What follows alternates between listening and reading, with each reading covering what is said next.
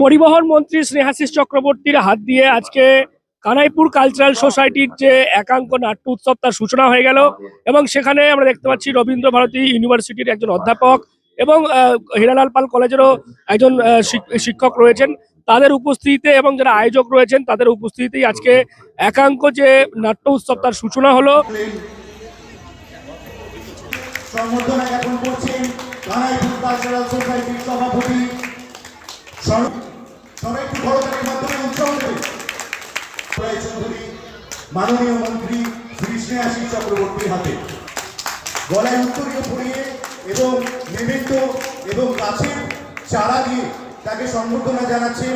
আপনারা একটু করতালির মাধ্যমে আমাদেরকে উৎসাহ দেবেন। কানাইপুর কালচারাল সোসাইটির উদ্যোগে এবং পরিচালনায় স্থানীয় এলাকায় শুরু হলো বহু প্রতীক্ষিত একাঙ্ক নাট্য উৎসব। গত সন্ধ্যায় প্রদীপ প্রজ্বলনের মাধ্যমে এই উৎসবের আনুষ্ঠানিক উদ্বোধন করেন রাজ্যের পরিবহন মন্ত্রী স্নেহাশিস চক্রবর্তী। সংস্কৃতি মনস্ক মানুষের ভিড়ে কানাইপুরের নাট্যমঞ্চ এদিন ছিল কানায় কানায় পূর্ণ। সংস্কৃতির মেলবন্ধনে উদ্বোধনী অনুষ্ঠানে এদিন উদ্বোধনী ভাষণে মন্ত্রী স্নেহাশিস চক্রবর্তী বলেন, নাটক সমাজের দর্পণ। কানাইপুর কালচারাল সোসাইটি যেভাবে দীর্ঘ সময় ধরে সুস্থ সংস্কৃতির চর্চা বজায় রেখেছে তা সত্যি প্রশংসনীয়।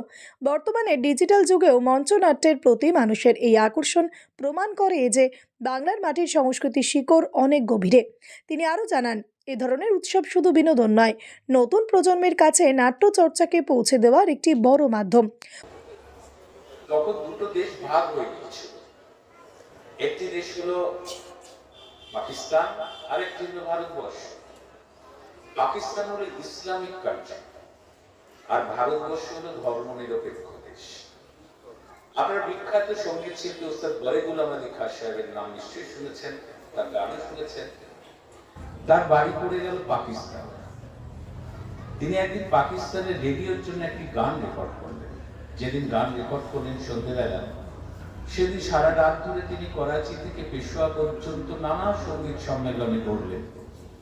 সকালবেলায় রেডিও স্টেশন ডিরেক্টরের ফোন, খাসায় যদি একটু অনুগ্রহ করে রেডিও স্টেশনে আসেন।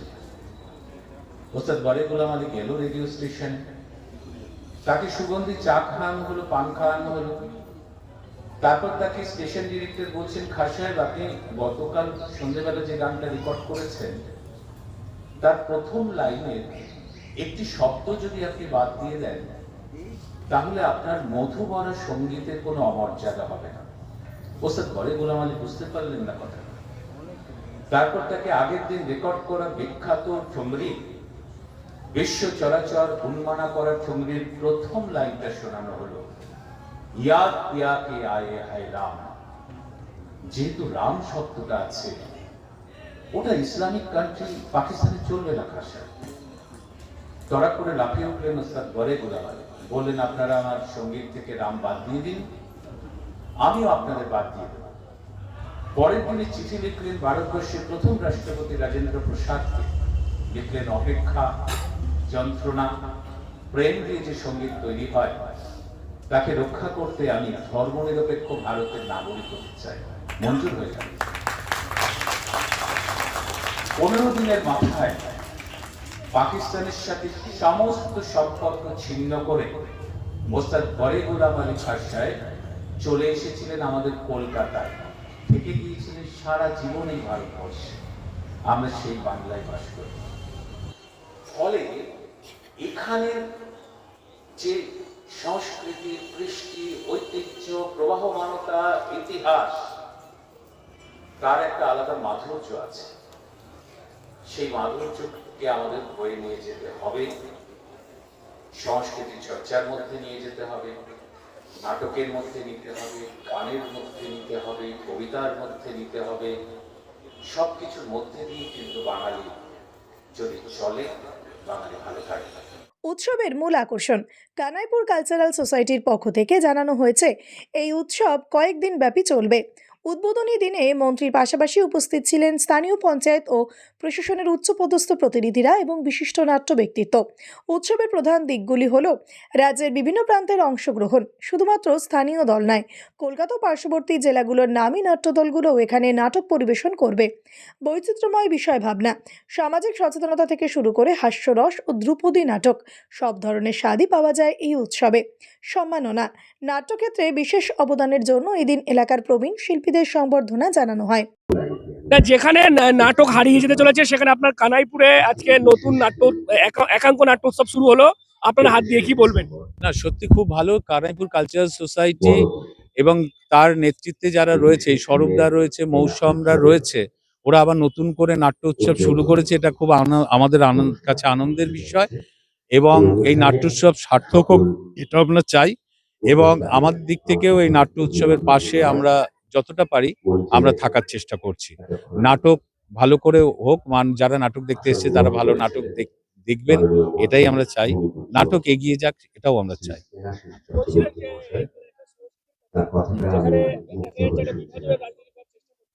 ওর জন্যই বললাম যে এখানে বিভাজন করা যায় না। এর যে বাংলার যে ঐতিহ্য আছে, সমস্ত ধর্ম সম্প্রদায়ের মানুষের মিলেমিশে থাকার যে ঐতিহ্য, সেটাকে আমাদের বহন করে নিয়ে যেতে হবে। এখানে বিজেপি যেটা করছে সেটা হচ্ছে একটা বিদ্বেষ ছড়াচ্ছে, একটা সমাজ ভাঙনের ঘৃণা ছড়িয়ে যাচ্ছে ক্রমশ। এটা সমাজের ক্ষেত্রে ক্ষতিকারক বলে আমি বিজেপিকে সমাজ বিরোধী বলে মনে করি। সমাজ ভাঙা চলবে না। আমরা রাজনীতি করি, শাসক দলের সাথে বিরোধী দলের লড়াই থাকবে। লড়াইটা ডেভেলপমেন্টের হতে পারে, লড়াইটা রাজনৈতিক দলের নীতিগত হতে পারে, কিন্তু আমরা রাজনৈতিক ব্যক্তিত্ব হিসেবে এমন কোনো কথা, এমন কোনো ভাষ্য বলতে পারি না যেটা ভারতবর্ষের যে সামাজিক স্থিতি, যে ভারসাম্য আছে, সেগুলো নষ্ট হয়। এটা বিজেপি করে চলেছে, এর জন্যই তো আমরা লড়ছি ওদের বিরুদ্ধে। আসলে আমাদের চোখ, আমাদের মন সময়ের সঙ্গেই তো চলছে। আমরা অনেক দীর্ঘক্ষণ ধরে কিছু দেখতে আর ভালো লাগে না আমাদের সিনেমাগুলো যেমন এখন হচ্ছে খুব ছোট ছোট শর্ট নিয়ে তৈরি হচ্ছে, বড় শর্ট থাকছে না।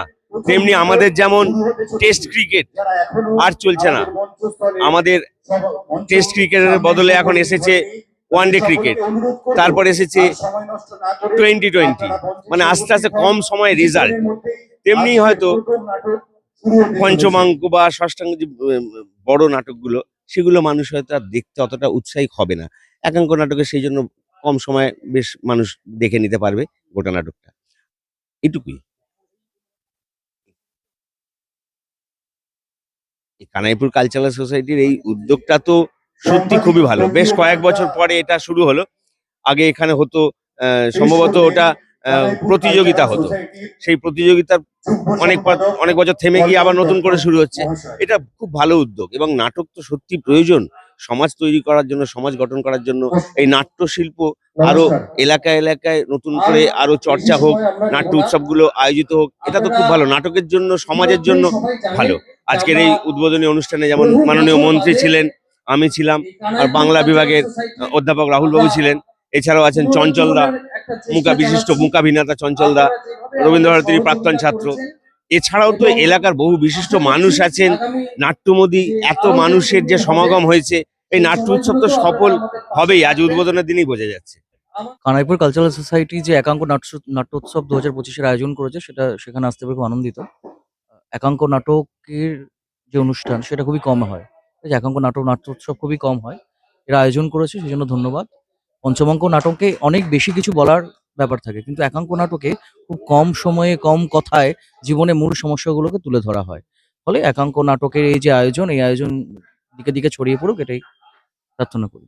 বাড়ি হোক কিংবা অফিস, কিচেন হোক কিংবা বাথরুম, সবকিছুই মনের মতো করে সাজাতে আজই আসুন আল আমিন মার্বেল হাউস। এখানে নামি দামি এবং গুণগত সম্পন্ন মানের টাইলস, মার্বেল এবং গ্রানাইটে রয়েছে প্রচুর সম্ভার। আমাদের ঠিকানা আল আমিন মার্বেল হাউস, গ্রাম মুকুন্দপুর, পোস্ট মশাট, জেলা হুগলি, পিনকোড 712701। আমাদের কন্ট্যাক্ট নাম্বার 7319093272, এছাড়া 7063845499। উৎসবের প্রথম দিনেই কানাইপুর ও সংলগ্ন এলাকার নাট্যপ্রেমীদের উপস্থিতি ছিল চোখে পড়ার মতো।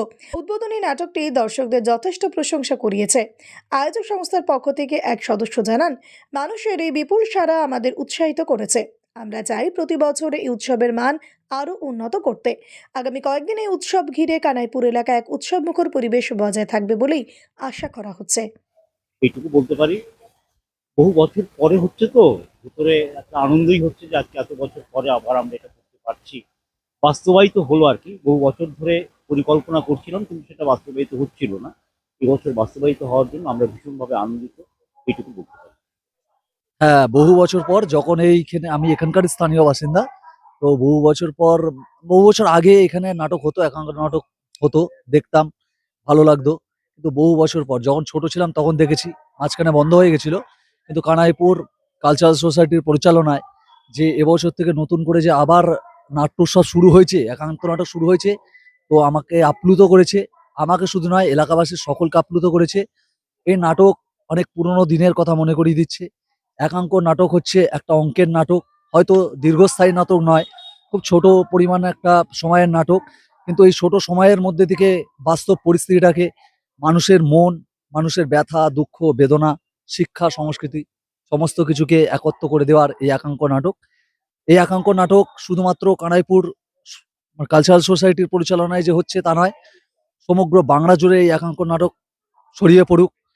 মানুষের, বাঙালির মনে মনে যে বাংলার যে সংস্কৃতি, সেটার বাতাবরণ তৈরি হোক এবং বাঙালি সেই পুরনো দিনে ফিরে আসুক। এই একান্ত নাটকের মাধ্যমে দিয়ে তাদের নিজস্ব সংস্কৃতিকে তুলে ধরুক এবং তাদের ভাবনা, চিন্তা, সৃষ্টি, সংস্কৃতিকে বাঁচিয়ে রাখুক এবং ধর্মীয় বিভেদ ভুলে গিয়ে সকল বাঙালি, হিন্দু মুসলিম নির্বিশেষে এই একাঙ্ক নাটকের মধ্য দিয়ে একত্রিত হোক এবং আমরা সকলে এক হয়ে এই সমাজের বাংলার সৃষ্টি ও সংস্কৃতিকে বাঁচিয়ে রাখতে চাই। তাই এই একাঙ্ক নাটক আবার নতুন করে যে ফিরে এসেছে কানাইপুর কালচারাল সোসাইটির পরিচালনায়, তো আশা করি এটা এবার নতুন করে শুরু হলো, আগামী দিনে আরো বৃহৎ আকার নেবে এবং এলাকার সকল নাগরিকবৃন্দকে জানাই যে আপনারা আসুন আর এই একাঙ্ক নাটক দেখুন এবং এই সুন্দর অনুষ্ঠানটিকে সাফল্যমণ্ডিত করে তুলুন।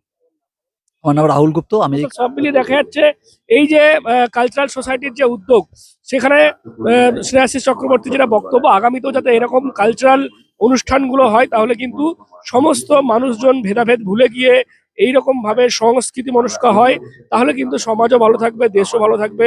সেই কারণেই তিনি আজকে কানাইপুরে কালচারাল সোসাইটির যে একাঙ্ক যে নাট্য উৎসব তার উদ্বোধন করলেন এবং তিনি সেখান থেকেই বার্তা দিলেন যাতে নাটক এবং এরকম সংস্কৃতি চর্চার মধ্য দিয়ে দেশ এগিয়ে যায়, সেই আহ্বান বা সেই বার্তাই দিয়ে গেলেন পরিবহন মন্ত্রী শ্রেয়াশিস চক্রবর্তী। আপনারা কি বলবেন এই বিষয় নিয়ে অবশ্যই কমেন্ট করুন কমেন্ট বক্সে। এরকম আরো খবর পেতে নজর রাখুন ডিএনএন বাংলায়। ডিএনএন বাংলা সবার মনে, সবার ফোনে। Introducing Dental Rehab and Aesthetic and Unit of Haji Medical.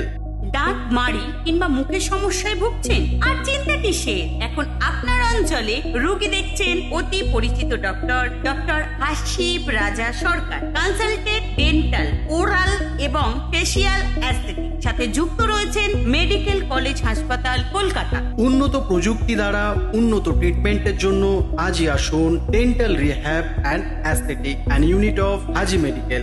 আমাদের ঠিকানা পাট ডানকুনি চৌমাথা, দিল্লি রোড, ডানকুনি, হুগলি 712310। অ্যাপয়েন্টমেন্টের জন্য এখনই যোগাযোগ করুন 9640255752 অথবা আমাদের হোয়াটসঅ্যাপ নাম্বার হলো 9163146213।